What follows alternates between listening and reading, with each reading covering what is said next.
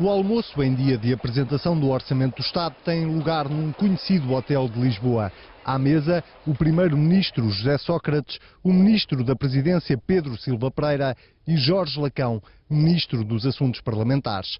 Tema de conversa, Mário Crespo, jornalista e pivô do Jornal das 9 da SIC Notícias.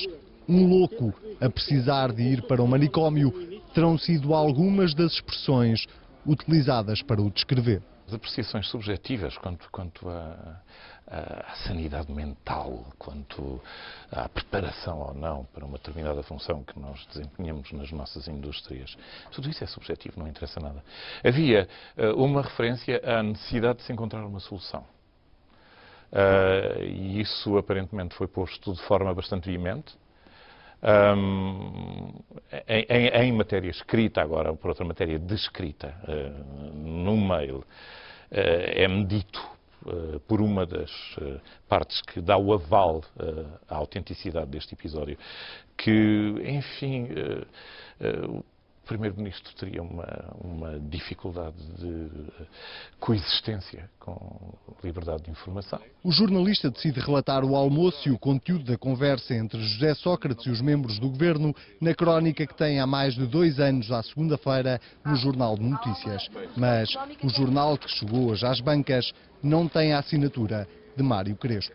À meia-noite de domingo, recebo um telefonema do diretor do Jornal de Notícias, do Zé Leite Pereira, dizendo-me, bom, em síntese, que o artigo não seria publicado. E eu, numa conversa que não teve crispação de maior, disse, não sendo publicado, obviamente, que deixes de colaborar no teu jornal, terminantemente. É o que acontece, de facto, eu devia ter dito, deixes de colaborar num jornal teu, terminantemente. A SIC tentou uma reação do Jornal de Notícias que remeteu todos os esclarecimentos para uma nota da direção publicada na internet.